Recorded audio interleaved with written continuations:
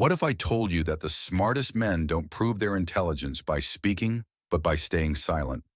Imagine this.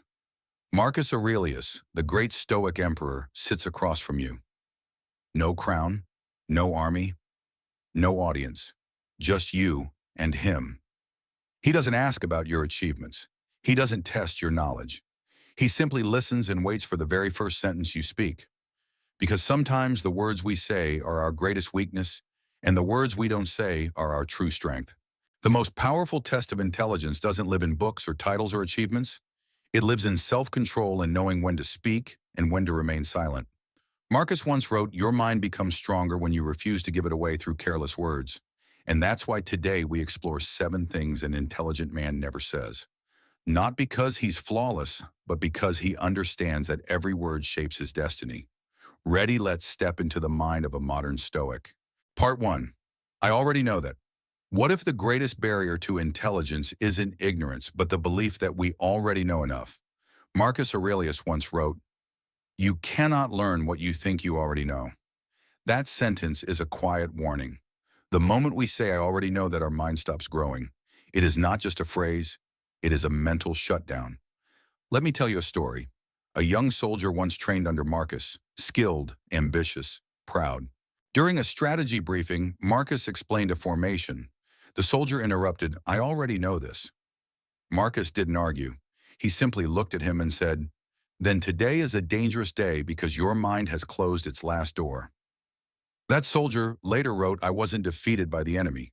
I was defeated by pride." Say it with me, I am a student, not a master. Because when we think we already know, we stop listening. And when we stop listening, we stop learning. Research from the University of California suggests that people who believe they already understand a topic are 40% less likely to retain new information, even when that information could change their lives. That is not intelligence. It is cognitive blindness. The Stoics believed wisdom ain't about having all the answers, but about keeping the mind open. Ralph Waldo Emerson said, "Every man I meet is my superior in some way. From him I learn." Imagine living by that rule for just one day. Every conversation becomes a lesson.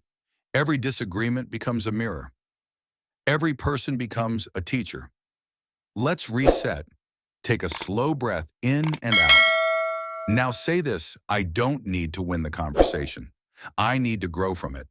Here's a Stoic challenge for the next 24 hours. Do not say "I know." When someone explains something, even if you think you've heard it before, ask, "What am I missing?" You don't need to agree. Just stay curious. Growth often hides in places our pride refuses to look. Studies show that humility improves problem solving, reduces stress, and builds trust. In ancient Rome, the greatest leaders weren't the loudest, they were the best listeners. The fool wants to appear smart. The wise man wants to become smarter. Ask yourself, how many opportunities have I missed because I thought I already knew? How many relationships, careers, or ideas ended, not because they failed, but because I stopped learning? The Stoics warn that the greatest tragedy isn't being wrong, it's refusing to grow. That's why Marcus Aurelius wrote in his journal every morning, "Let me be the student of life today." Not emperor, not master, a student. Because knowledge is not a trophy, it is a river, always moving, never the same. So when was the last time you learned something truly new? When was the last time you listened without waiting to speak? And when someone spoke to you, did you hear them or just prepare your reply? If this message stings good, it means your mind is still open. That makes today a powerful day. Because intelligence is not measured by answers, but by curiosity. And if this phrase closes the mind, the next phrase destroys potential before it even begins. Part 2. That's impossible. 3 words have killed more dreams than failure, rejection, or bad luck combined. That's impossible. Seneca warned us long ago. We suffer more in imagination than in reality, meaning our mind often loses the battle before we ever take a single step forward. Let me tell you a story. During a military campaign, Roman scouts returned and reported that the river ahead was too flooded to cross.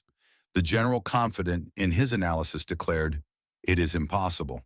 The army prepared to retreat, but Marcus Aurelius didn't accept defeat. He didn't argue, didn't shout, he simply said, "Do not show me what cannot be done. Show me what can."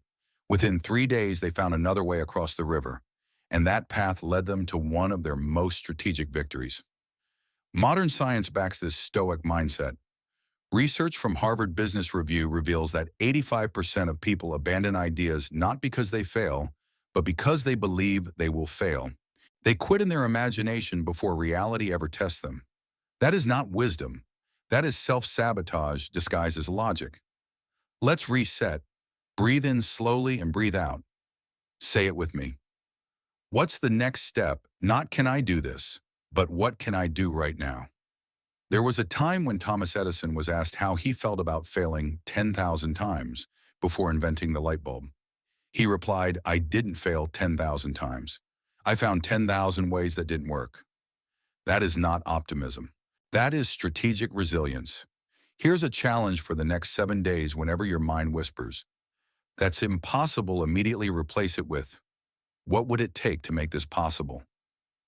Write down the first step, then do it. You don't need the full plan, just motion, because motion creates clarity and hesitation creates fear. Marcus Aurelius wrote, the impediment to action advances action. What stands in the way becomes the way. Think about that. What if the obstacle in front of you isn't blocking your path, but is your path? Maybe the river isn't too wide.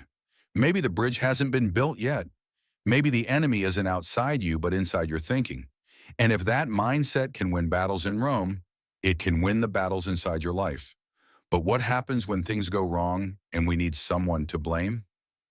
The next phrase steals our power in silence. Part 3, it's not my fault. There is one phrase that steals your power the moment you say it, it's not my fault. It feels comfortable. It feels safe.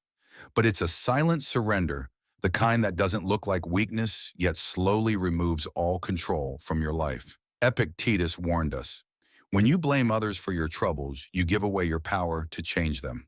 Let me tell you a true story. A provincial governor lost a major negotiation during the reign of Marcus Aurelius. His first instinct explained for hours why he wasn't to blame. The market was unstable. His team was undertrained. The client was unreasonable. Marcus listened quietly, then said only one sentence. If the fault is mine, even a little, I can grow from it. If it belongs entirely to others, I am powerless. That governor changed. Within months, he rebuilt his province. Not because the conditions got better, but because he took responsibility and with it found strength. Let's reset. Breathe in slowly and out. Now say it with me. Responsibility is power. Modern research agrees. A 2020 study found that people who blame others consistently experience 30% more anxiety, lower problem-solving ability, and less respect at work and in relationships. They may protect their ego, but they sacrifice their influence. Here's your Stoic exercise. Every night before bed, ask yourself one question: what could I have done better today? Not to feel guilt, but to reclaim control. This single question rewires the mind from victimhood to leadership.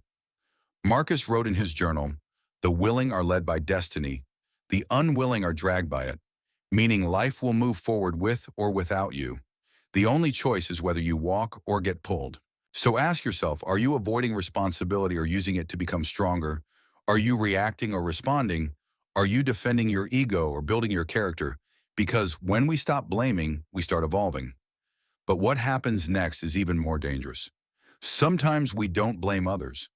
Instead, we isolate ourselves. We choose silence thinking it makes us strong. But isolation doesn't build strength, it breaks it. Part 4. I don't need help.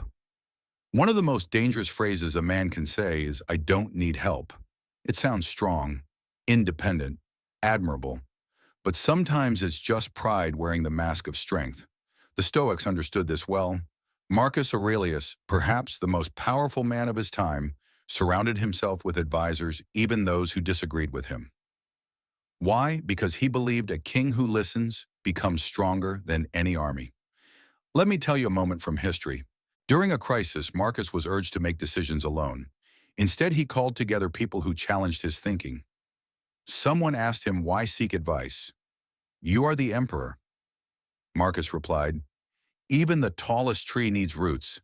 That sentence changed the atmosphere of the entire room because everyone suddenly saw what strength truly was, not isolation, but connection. Let's reset. Take a slow breath in and out. Now say this with me. Asking for help isn't weakness, it's strategy. Modern psychology confirms this. A study from the American Psychological Association found that people who seek support show 40% more resilience, better decision-making, and deeper relationships. Asking for help doesn't make you fragile. In fact, it protects you from breaking silently. Yet many men carry their struggles alone. The weight grows heavier. The silence becomes dangerous. They don't fail loudly, they fail quietly. And that's even more tragic. Here's your Stoic challenge within the next 48 hours. Ask someone for help. Not to appear weak, but to build strength. Ask for advice. Ask for feedback. Ask for perspective. One question could reopen a door you didn't even know was closed. Marcus Aurelius wrote in his Meditations, we were born to work together. Like feet, like hands, like eyelids. So ask yourself right now, are you carrying something alone? Is it pride, fear, or the belief that no one would understand? What if strength is not proving you can stand alone, but knowing when to reach for a hand? Because the lone wolf may look strong, but the pack is the one that survives. And yet some people still refuse to try, not because they reject help, but because they've already rejected themselves. They say the next phrase, a silent surrender. I'm too old for that. Let's face this mindset together. Part 5, I'm too old for that. There is a quiet sentence that slowly kills ambition. I'm too old for that. Not shouted, not dramatic, just whispered and believed. But Marcus Aurelius wrote, as long as you live, keep learning how to live. Age, he believed, is not a limit, it is information. Let me tell you a remarkable story. Harry Bernstein spent his entire life working ordinary jobs. At 93 years old, he decided to write his first book. It was rejected by publisher after publisher after publisher. But he kept going. At age 96, his book was finally published. It became an international success. He said, I wasn't too old. I was finally ready. That sentence is pure stoicism. Let's reset. Breathe in slowly and breathe out. Now say it with me. Age is data, not destiny. Modern research agrees. A study from the University of Houston found that people over 60 often demonstrate higher creativity, better judgment, and stronger emotional intelligence than those in their 20s. The Stoics were right. Wisdom doesn't decay with age, it ripens. But society trains us to think in deadlines, too late to change, too late to start, too late to dream. We measure our years not by growth, but by regret. And regret, if left unchecked, becomes a poison that drains the present. Here's a Stoic challenge. Write down one thing you've always wanted to try, but told yourself you were too old for. Once it's on paper, ask only one question. What would happen if I tried just a little? Not perfection, not comparison, just momentum. Marcus Aurelius believed that death should not frighten us. What should frighten us is never truly living. He wrote, you could leave life right now. Let that determine how you act. So ask yourself now, what gift are you still capable of giving to the world? What door have you closed because of fear, not truth? And what if the next chapter of your life could be the most meaningful one? The Stoics teach us this: age doesn't disqualify you. Only mindset does. But even when we believe in our dreams, we still face another enemy: delay. We think we have time. We think life will wait for us. But time is not waiting. And later is where most dreams go to die. Let's face this honestly. Part 6. I'll do it later. There is a phrase that sounds harmless, even responsible, but it quietly destroys dreams more than failure ever could. I'll do it later. Marcus Aurelius warned himself every morning, you could leave life right now. Let that determine how you act. Not to be morbid, but to be awake. Because later is not guaranteed, and later is where most dreams are buried alive. Let me tell you about a man named Daniel. Successful career, good family, always busy, too busy. He often told himself he would call his father later, spend time with him later, tell him how grateful he was later. Then one morning his father passed away unexpectedly. Daniel opened his phone, dozens of unfinished text drafts. Words he meant to send, words now too late. He told me I thought I had time, but time had me. Let that sink in. Let's reset. Deep breath in and out. Say it with me. Not later. Now. Psychologists call this the illusion of tomorrow. We believe our future self will have more energy, more motivation, more time. But research shows 92% of goals delayed to later are never completed at all. Our dreams don't die from failure. They die from delay. Here's your Stoic challenge today, not tomorrow. Choose one thing you've been delaying: a conversation, a decision, a habit, a phone call. Set a timer for just 10 minutes. Do it, not perfectly, just honestly. Marcus wrote, "Action expresses priority. If something matters, it must exist in your calendar, not in your imagination. Ask yourself now, what is one thing I keep postponing? Not because it's hard, but because I'm waiting for a perfect moment. What if the perfect moment is simply now? Because think about it. Later never comes. Later is always somewhere else. Later is a thief dressed as comfort. So ask yourself right now, are you saving time, or is time quietly slipping away? Because later is how life disappears. But there is a phrase, even more dangerous one, that doesn't delay action. It shuts down transformation completely. It's when we stop saying, "I'll do it later," and start saying, "That's just how I am." Let's face it honestly and bravely. Part 7, that's just how I am. The most dangerous phrase a man can say is, "That's just how I am." It sounds like self-acceptance. It sounds like truth.